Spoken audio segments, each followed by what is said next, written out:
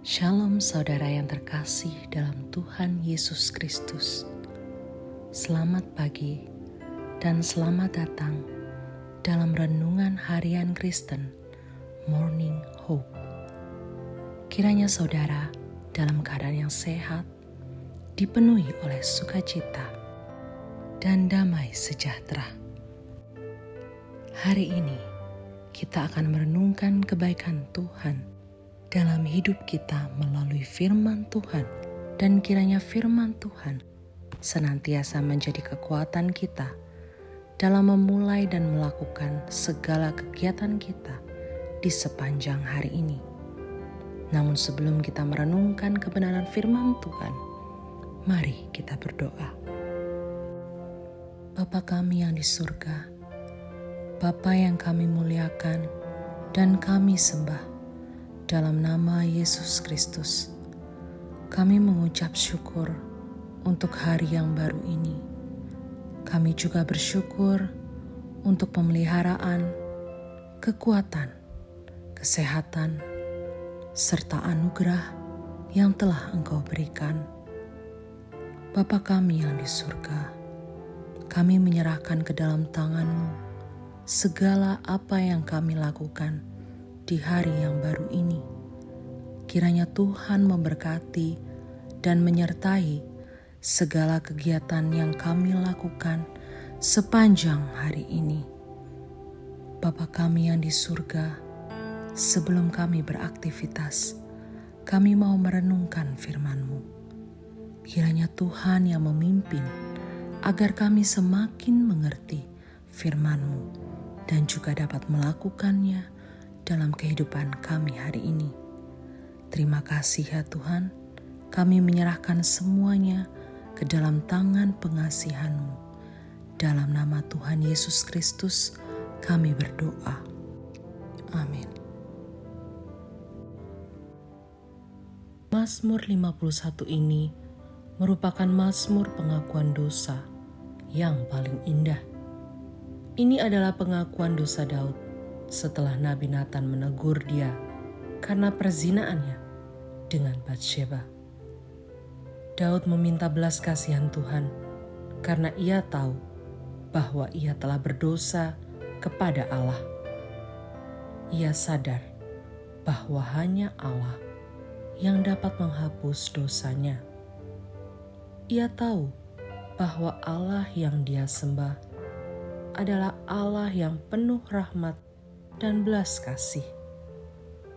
Walau Daud juga bersalah kepada Uria, suami Batsheba, tetapi ia mengerti bahwa yang terutama ia berdosa kepada Allah. Keberdosaannya membuat ia sadar bahwa ia memang mempunyai natur yang berdosa, dan di dalam dosa itu ada kelemahan yang membuat dia rentan untuk berbuat dosa. Sebab itu, ia rela menerima hukuman dari Allah yang adalah adil, karena ia mengenal Allah secara pribadi. Dengan begitu, dalam dan pengenalan ini yang membuat dia bertindak, mengambil keputusan, sehingga Daud kemudian memohon supaya Allah membasuh dia, dan hukuman hanya dari Allah, bukan dari tangan manusia. Sebab dia tahu bahwa karena ia berdosa kepada Allah, maka hanya Allah lah yang memiliki otoritas atas hidup dan matinya karena dosa yang ia lakukan. Daud juga meminta supaya hatinya ditahirkan dan batinnya diperbaharui. Ini sejalan dengan nubuat para nabi mengenai karya keselamatan yang akan Allah kerjakan. Perkataan Daud agar Allah tidak mengambil rohnya yang kudus dari dirinya merupakan permohonan supaya Allah jangan menolak dia menjadi raja seperti yang telah Allah lakukan pada Saul. Untuk itu, Daud berjanji akan mengajarkan jalan Tuhan pada orang-orang lain untuk membawa mereka ke dalam pertobatan setelah Allah memulihkannya. Ia kemudian memohon supaya Allah melepaskan dia dari hutang darah tersebut. Daud sadar bahwa bukan darah kambing dan domba yang menghapuskan dosanya, tetapi hanya Allah yang dapat menghapuskan dosa jika ia datang kepada Allah dengan hati yang hancur dan penuh dengan perasaan yang berserah, dengan iman percaya bahwa Allah akan mengampuni dan mengasihi dia dari dosa yang telah ia perbuat. Sehingga Allah dengan kasih-Nya yang besar mampu memulihkan keadaan Daud.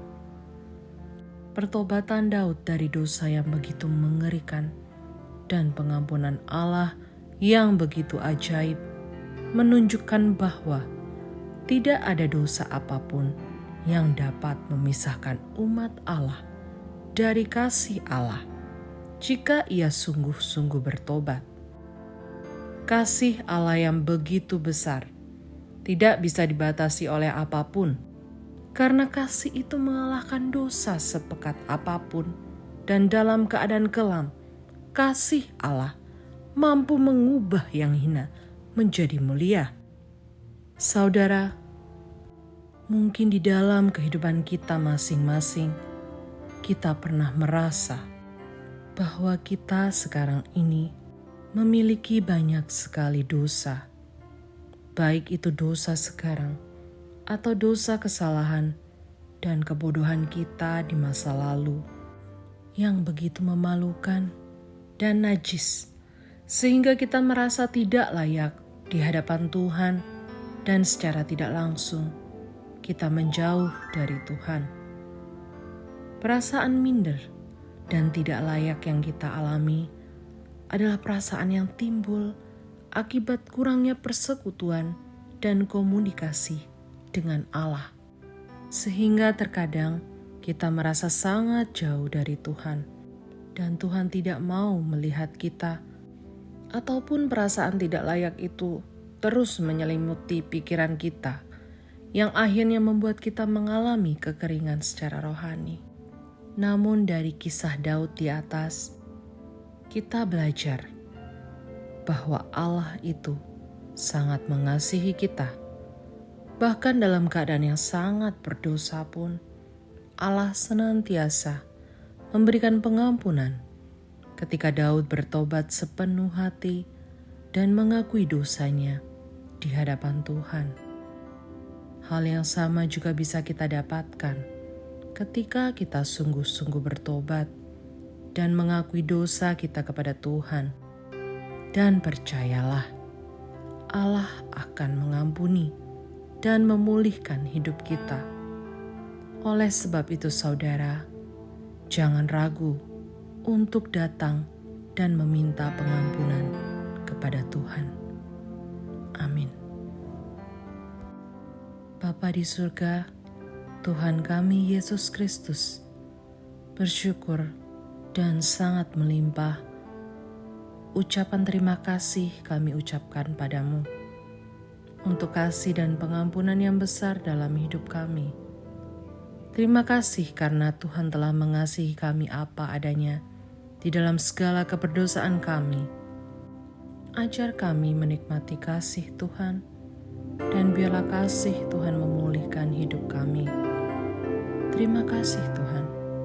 Memberkati hari ini akan menjadi hari yang penuh sukacita dan damai sejahtera. Kami berserah dan berdoa dalam nama Tuhan Yesus Kristus. Amin. Demikian renungan kita pada hari ini. Kiranya sukacita dan damai sejahtera memenuhi kita sepanjang hari. Tuhan Yesus memberkati. Shalom.